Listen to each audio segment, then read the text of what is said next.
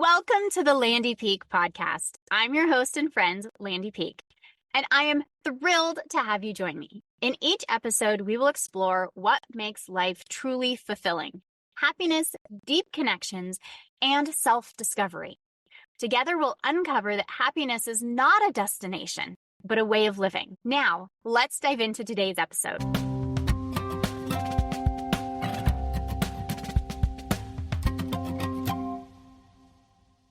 Hello and welcome. This is your friend Landy Peak, and I am so excited that you're taking this time for you to do something that will really help your life and joining me on this podcast episode.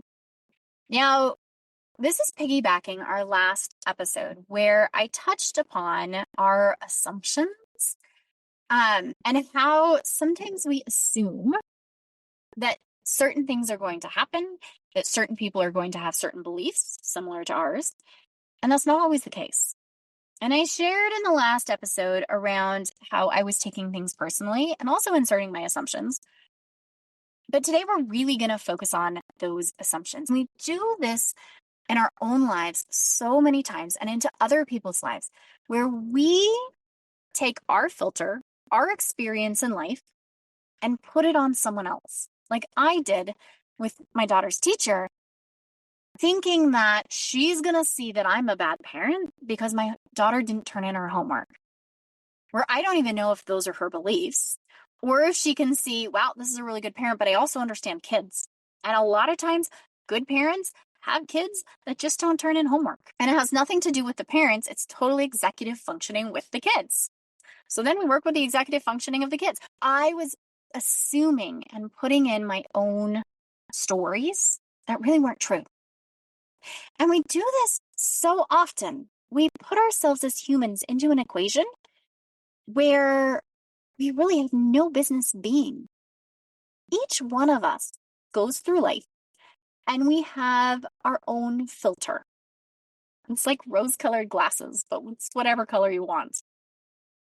And this is based on our lived experiences, the beliefs we have picked up from others, our parents, the media, friends, teachers. All of it comes together and becomes a guidebook on how we live our life.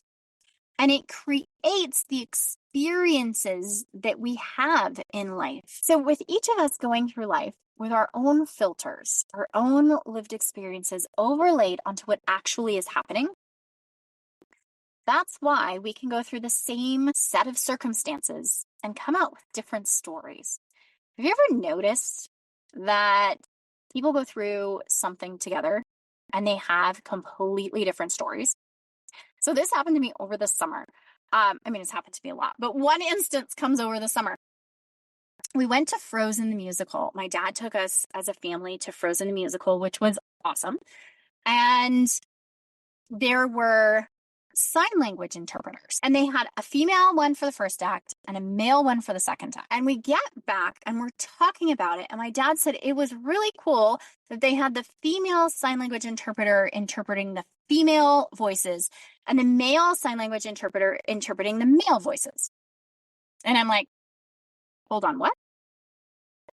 In my viewpoint, the female was there for the first act and the male was there for the second act. Our brains had picked up same information, scrambled it, and put it into our perceptions in very different ways. Now, can I tell you who was right? No, because I can't go back. And it really doesn't matter, right? The experience was good for both of us. But it's funny how our brains can take a similar or same experience and overlay different things and come out with different stories. And this happens all the time where we have different experiences based upon our own viewpoints. That's why they say, like, as humans, we're not accurate historians. So often we have our own filters and we insert them on other people's lives, other people's experiences. We assume things are going to happen because of our life experiences, because of our beliefs. And sometimes we even tell people things that are going to happen based on our assumptions, right? the last episode, me telling my daughter that she needed to bring her homework in her backpack because the teacher was going to believe that I was a bad parent if the homework wasn't in the backpack. That's me inserting my own beliefs, creating a story that's not factual around a circumstance. Now, she had a completely different viewpoint. Being able to see other people's viewpoints, I think, is essential. But more than that, understanding we're putting things out there. We make assumptions, right? And so here's an example, again, from my daughter's life. My daughter comes home from school and she tells me that she was absolutely starving all day. My daughter has the very last lunch period of anyone in the school. She doesn't go to lunch till like 1:15, I think. That's a long time between drop off and lunch.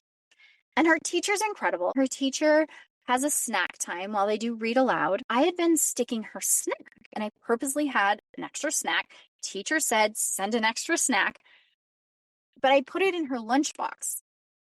What I didn't know was that every morning they took the lunch boxes and put them in a bin to go down to the lunchroom. Last year when she went to school, the lunchbox stayed in her backpack, so she always had access to it. This year, different teacher, different system, and she didn't have access to her lunchbox. Every day she'd been taking her snack out of her lunchbox so that she had it for snack time. Well, on this particular day, she did not take her snack out of her lunchbox. She forgot. So she put her lunchbox in the bin. And when snack time rolled around, she went to grab her snack and realized her snack was in her lunchbox. So she asked me frantically, like, can you please make sure that my snack is out of my lunchbox? This is a big thing. She was starving. It's like 5 hours that she has to go before her lunch gets there. It's a long time for a kid who's trying to learn. As the mom, I feel so bad. My kid was hungry. And we've talked about it's her journey and it's my journey. So I had to step back, do a little separation, and go, okay, I can empathize. Like, she was hungry. I feel bad. And I talked to her about this because, I want to do everything I can. I want to protect her and I want to jump in and fix it. And I know I can't.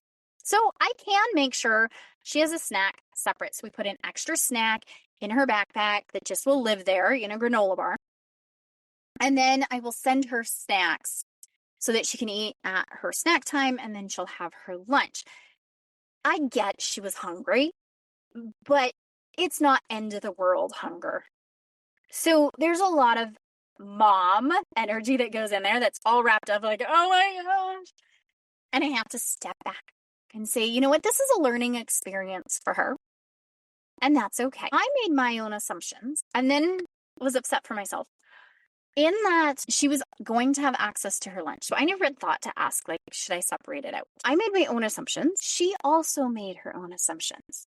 So as I step back, get out of my emotions of, oh my gosh, my poor baby, and we talked about some problem solving. Because I want my kids to be able to be confident adults who can problem solve, who can ask for things to be able to meet their own needs. And so I asked, did you tell your teacher that you were really hungry? And she said, no. I said, did you ask if you could go get your lunch so that you could get your snack out of your lunch? And she said, no. My kids go to an incredible school with such amazing teachers. And I know many, many, many teachers have extra snacks for kids that forget snacks. And as a parent, I'm always happy, and I have supplied snacks to both of my kids' classes. This was early on in the year. Hadn't made it to Costco to go get snacks. So I didn't have extra snacks there. And her teacher honestly didn't have extra snacks. But what I asked her was, did you advocate for yourself? And I always tell my kids, it's always worth asking, because the worst thing that's going to happen is they're going to say no, and you're exactly where you are. So if my daughter had gone to her teacher and said, I forgot to take my snack out of the lunchbox, I'm really hungry, can I go get it? there is a possibility that her teacher would have said no. There was also a possibility that her teacher would have said, oh my gosh, of course, go grab your snack. And she wouldn't have sat there hungry. But she made her own assumptions. She didn't even give her teacher the opportunity. She said, no, I didn't tell her that I was hungry or didn't have a snack because I knew what she would say. And I said, what would she say? And she said, she'd tell me I just had to wait till lunchtime. Now, in my heart of hearts, I honestly don't believe this is true. Her teacher is so awesome. And I honestly think that if she had told her teacher that she was hungry, the teacher would have said, go in the bin and grab your lunchbox. Of course, I'm putting my own assumptions on the teacher, just like my daughter put her own assumptions on the teacher, and neither one of us actually know. So the funny thing is, we're both bringing in our own assumptions. And what I really want her to hear is that it's worth asking, because if she said no, she's exactly where she is.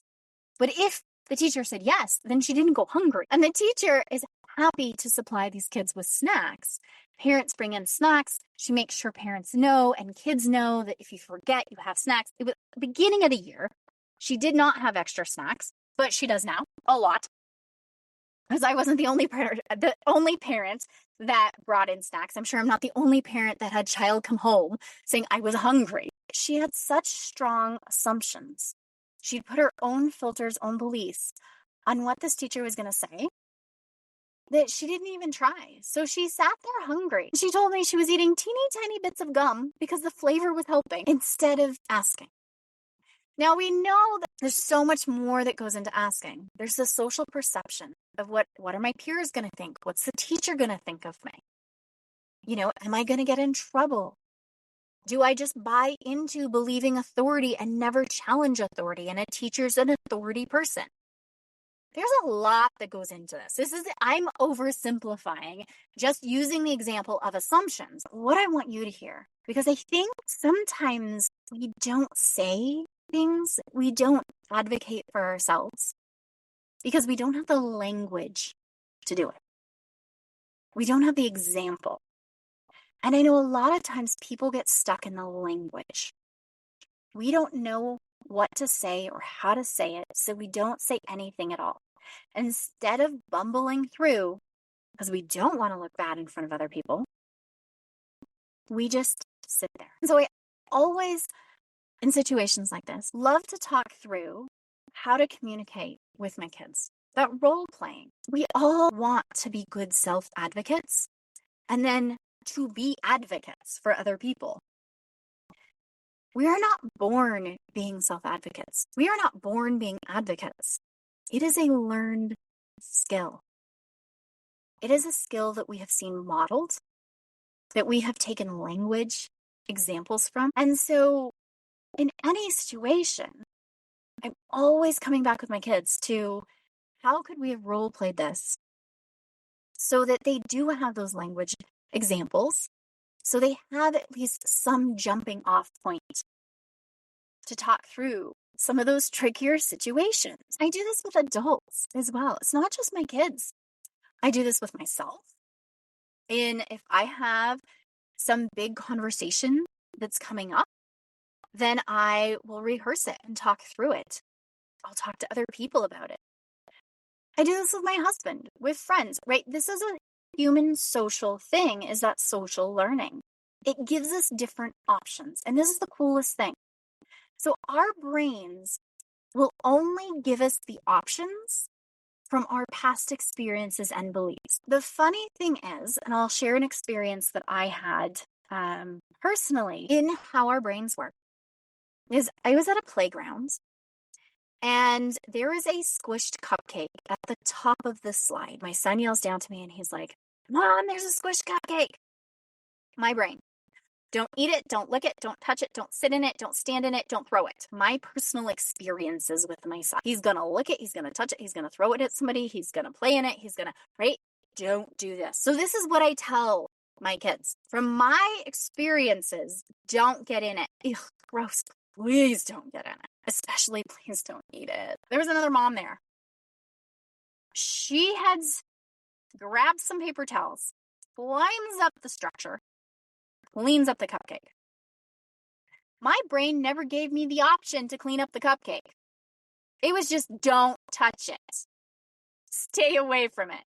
If somebody had said, hey, Landy, can you go clean up the cupcake? 100% I would have gotten the baby wipes from my car and cleaned up the cupcake. My brain didn't give me that option. Our brains only give us the options that are the most enticing, that are the most potent. So she probably didn't have a kiddo that is one that would eat food off the ground, where I did. So my most potent was, don't eat it. Don't touch it. Don't lick it. Don't throw it at somebody. And hers was, clean it up. Now, if that situation happens again, my brain has another option that it's going to present. Don't eat it. Don't lick it. Don't touch it. Don't throw it. And I'll go clean it up. If you've ever had the experience that you do something and somebody's like, why did you do that? Or why didn't you do this? You know what I'm talking about. Because you never thought of it. This is where our assumptions are coming in, right? If that mom had gotten mad at me and said, oh my gosh, I can't believe she just stood there and didn't clean it up. Her assumption was that I thought about cleaning it up and just didn't. But that never even occurred to me. So my daughter's assumption was the teacher would say no, not giving her the opportunity to say yes or no. Now, I could have been mad at the teacher, assuming that she noticed that my daughter was sitting there hungry. And now I'm mad at her because she didn't attend to my daughter's needs. But again, I'm assuming that she paid attention and that she noticed that my daughter wasn't eating. But maybe there's several kids in there that don't eat, that don't want to eat.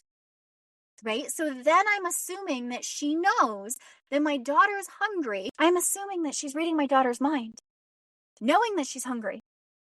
Then she's going to offer her a snack. Like, all assumptions, right?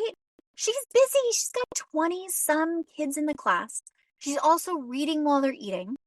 Yeah, she may have noticed she didn't eat, but she also may have thought, well, she already finished her snack. She didn't bring a snack. She's not hungry. She doesn't want a snack. There's 1,000 other reasons, right?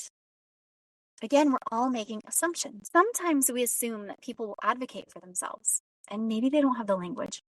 Maybe it never even occurred to them. Like, I assumed my daughter would have talked to her teacher. And while I brought up that idea after school, maybe it never occurred to her in school.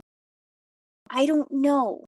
We overlay guilt and we overlay shame because we put our own assumptions on the situation. I remember getting so mad at my husband because he didn't read my mind. And I remember thinking, he should know me well enough, right? Like, I'm acting mad.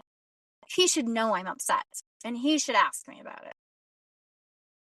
He should know I am hungry at this point, right? There's so much assumption. I even did this last night with my husband. It was dinner time, and I am hungry. And my brain is assuming when it gets close to dinner time, then, and if your house is like mine, it starts to get a little chaos. The dogs want food, and all of a sudden they're kind of pacing the edge of the kitchen, going, I want it, I want it, I want it. They start to get obnoxious. I have 2 giant dogs. Then I have kids that are starting to go, Mom, I'm hungry. Mom, I'm hungry. Mom, I'm hungry. I'm trying to go through lunch boxes and clear out lunch boxes and get stuff ready for dinner, and I'm busy.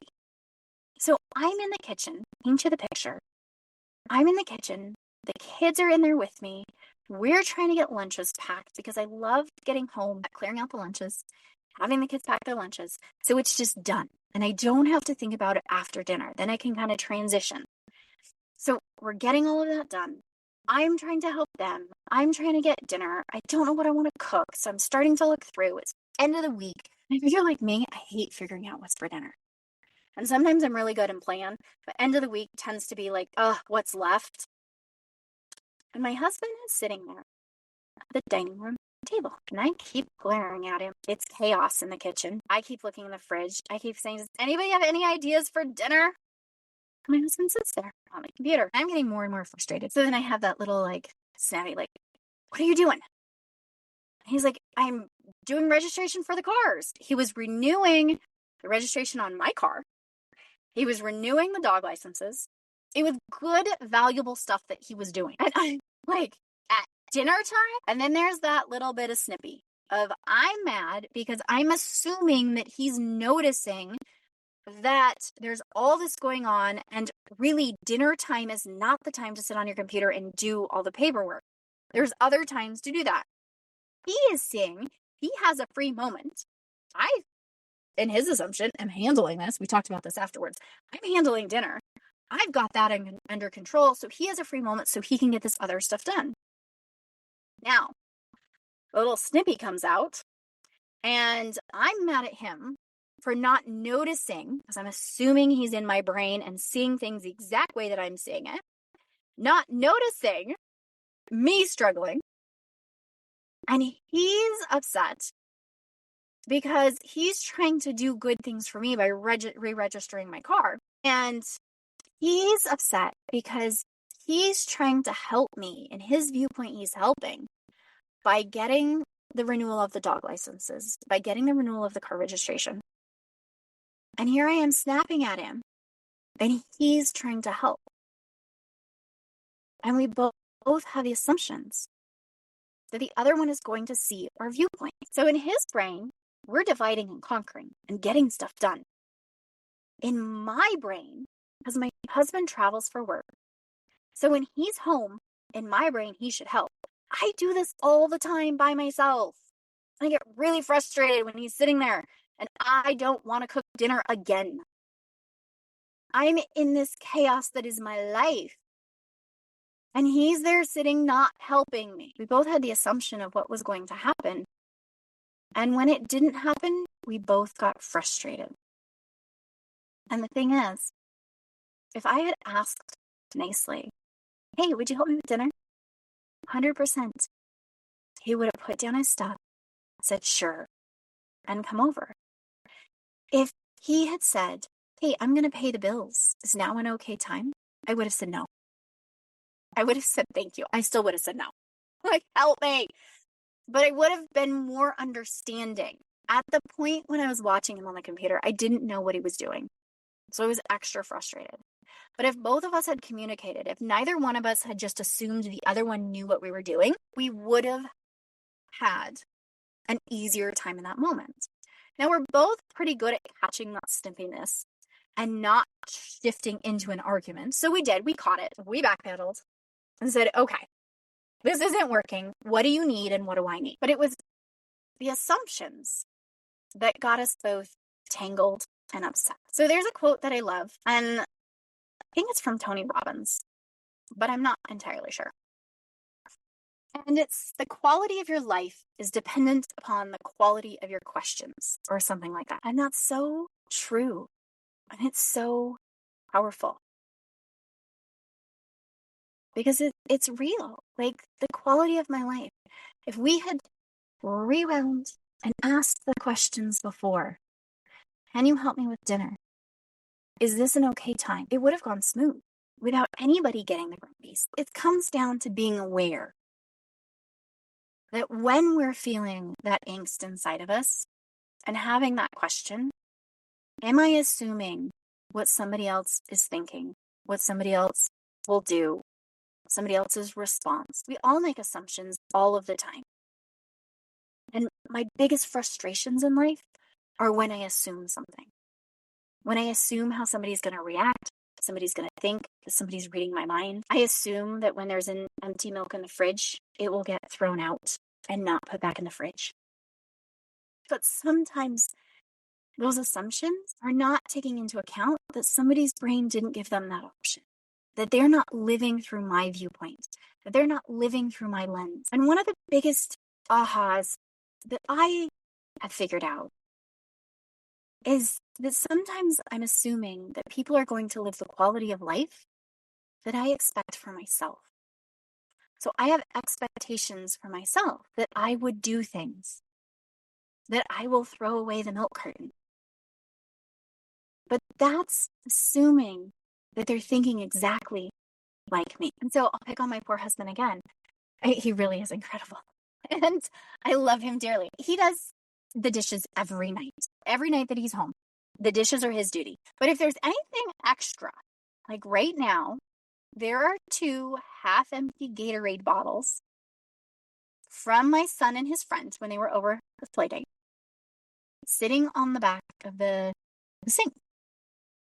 Now, what needs to happen, and my assumption is, because when I do the dishes, I will dump the Gatorade, rinse out the bottles, and put them in the recycling. When my husband does the dishes, and it's been sitting there for 2 days, the bottles sit there because his brain is not giving him the option to rinse the bottles and put them in the recycling. And I was just busy the first day, so I set him there because when I go through and do the dishes, like I wipe down the sink and I wipe down the counters and, any of those bottles that are sitting there, I'm going to dump the little bit that's extra in there and rinse them out, put them in the recycling.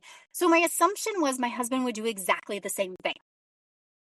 His brain's not giving him those options. And so those bottles have sat there for 2 days. And the first day I grumbled and I was like, well, I guess I'll do them tonight. But he did the dishes again because he's home, which is fabulous. So my frustration came because I assumed he thought like I did.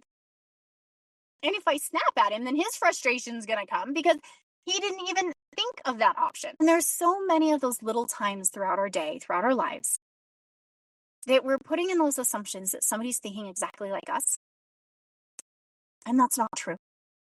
And so we get frustrated without really realizing that maybe their brain never even gave them that option. I invite you to get curious where you're placing those assumptions in your life. And what happens when you assume that somebody's going to think a certain way or act a certain way or do something a certain way because that's how you would do it. And how much frustration are you getting? Because the thing is, I sat there and grumbled the next day about those 2 Gatorade bottles.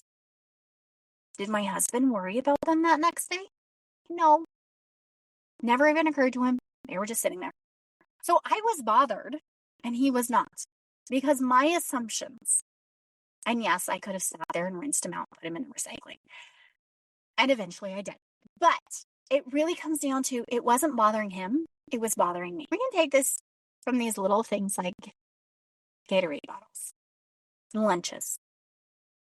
So how many times do you assume a holiday or a vacation is going to go a certain way?